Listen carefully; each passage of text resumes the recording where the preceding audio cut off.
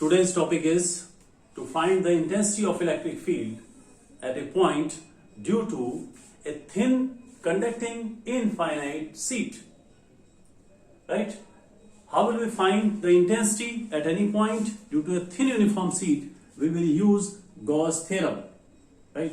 So I am making the diagram. You see that एक हमारे पास thin sheet है बच्चों. This thin infinite sheet और ये जो infinite sheet है, this is uniformly charged. This is uniformly charged. मैं दिखा दे रहा हूं बच्चों यहां पर यूनिफॉर्मली चार्ज है, सीट है और हमें यहां पर ये सीट इस तरीके से है बच्चों, जैसे ये सीट है और इसकी वजह से हमें इनफाइनाइट सीट है, यानी कि we don't know about the total charge on this sheet, लेकिन चार्ज यूनिफॉर्मली डिस्ट्रीब्यूटेड है, एरिया में डिस्ट्रीब्यूटेड है. So it is very important to assume here the charge per unit area will be very important, or we can say surface charge density sigma. Suppose surface charge density है sigma 4 पर और हमें find करना है intensity इसकी वजह से किसी पॉइंट पर. तो एक पॉइंट मैं यहां पर बच्चों यहां दिखा रहा हूं. सपोज करिए ये पॉइंट है P और इस पॉइंट पर इंटेंसिटी फाइंड करनी है. It's distance from the seat is R. यहां से एक पॉइंट है P पॉइंट और वहां पर इंटेंसिटी फाइंड करनी है. Now first thing, using the Gauss theorem, मैंने बताया था आपको, first thing we will draw a Gaussian surface through the point P, but that Gaussian surface must be symmetrical about this sheet. How can we draw a Gaussian surface with single point? It is impossible. So we will take another point. अगर मैं इधर point ले लूं एक बच्चों, उतनी distance पर, जितनी डिस्टेंस इधर है उतनी डिस्टेंस पे एक पॉइंट मैं यहां पे ले लूं Q at the same distance. So by symmetry we can say the intensity of electric field at point Q will be the same as the intensity at point P. जितनी intensity यहां पर होगी उतनी डिस्टेंस अपोजिट में वहां पर होगी, क्योंकि बच्चों चार्ज बॉडी वही है, डिस्टेंस वही है. Right? And now we can draw a Gaussian surface. Will draw here Gaussian cylinder. एक गॉसियन सिलेंडर में ड्रॉ करने जा रहा हूं और इस तरीके से ड्रॉ करूंगा कि ये पॉइंट P और Q उसके एजेस के सेंटर पर पड़ जाए और उस सिलेंडर का मुझे एरिया मानना पड़ेगा, क्योंकि यहां चार्ज पर यूनिट एरिया हमने मान रखा है, cross sectional area of cylinder. यहां पर मैं बना रहा हूं, एक सिलेंडर बनाता हूं, एक गॉसियन सिलेंडर, और इसके बीच में बीचों बीच में ये पॉइंट P और Q पड़ जाएं, ऐसा हमने ये बना दिया. मैंने बच्चों ये बना दिया. ये दिखाने के लिए यहां पर भी दिखा सकते हैं, इस तरीके से ये क्रॉस करता हुआ जा रहा है इसके बीच में से. तो ये हमने एक गॉसियन सिलेंडर ड्रॉ कर दिया. गॉसियन सिलेंडर बच्चों कैसा होना चाहिए? Solid, imaginary. राइट?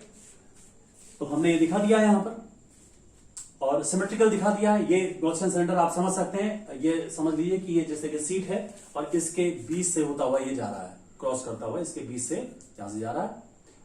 तो इसके अबाउट आप देखेंगे कि ये जो गॉसियन सिलेंडर है ये इस सीट के अबाउट सिमेट्रिकल है, जो हमने ड्रॉ करना था.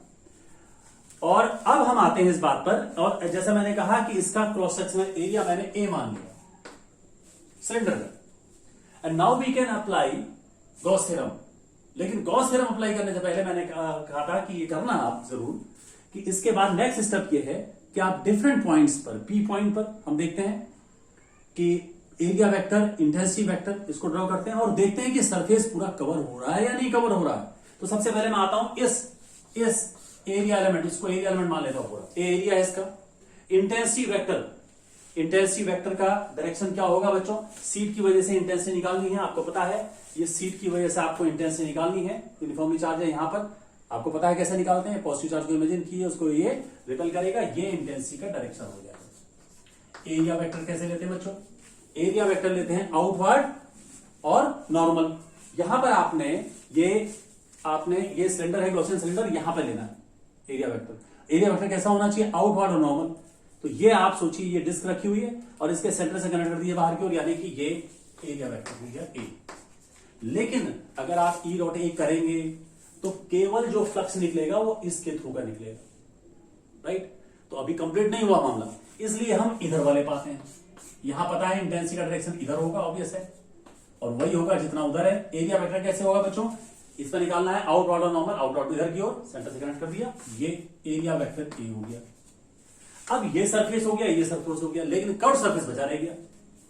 कर्व सरफेस के कारण अगर हम देखें तो यहां पर अगर मैं किसी भी एरिया एलिमेंट को ले लूं, यहां पर आपको पता है इंटेंसिटी का वेक्टर ये होगा, एरिया वेक्टर कैसे होगा बच्चों, यहां पे एरिया वेक्टर कर्व सरफेस किसी पॉइंट पे निकालना है तो इस सर्कुलर डिस्क को सोच लीजिए, उसके सेंटर से बाहर की ओर यानी कि हो जाएगा। Now the here angle is 90 degree, it means that curve surface के कारण फ्लक्स जीरो होगा, नहीं होगा, राइट, जीरो होगा। तो यानी कि ये सरफेस प्लस ये सरफेस और ये कर्व सरफेस मिला करके पूरा हमारा सरफेस कवर हुआ।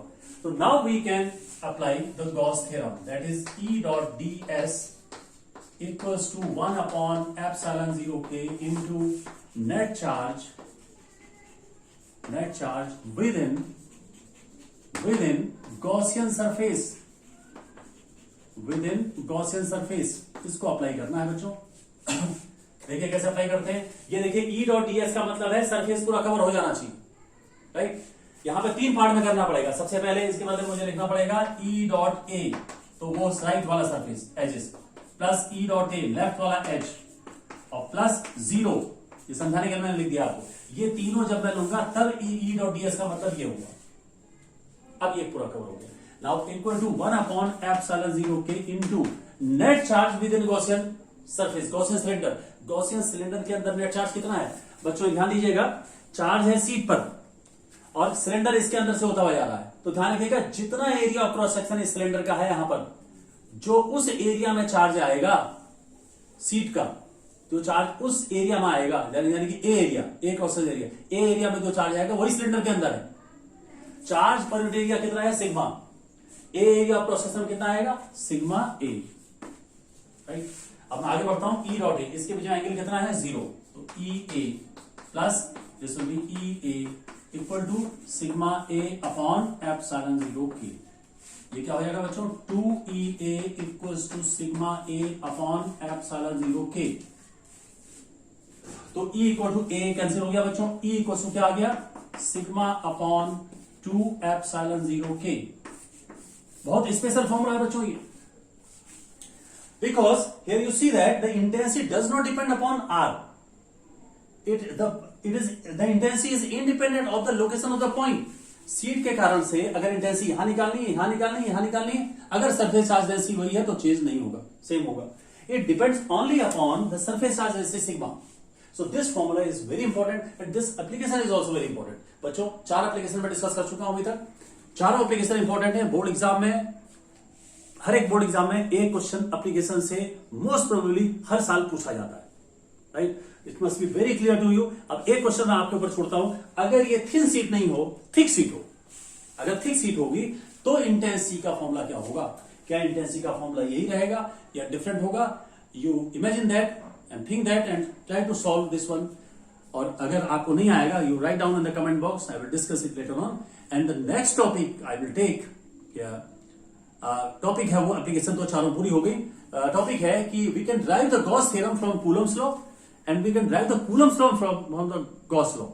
It means that they are very particularly related to each other, Coulomb's law and Gauss theorem. So we will discuss that point. Thank you.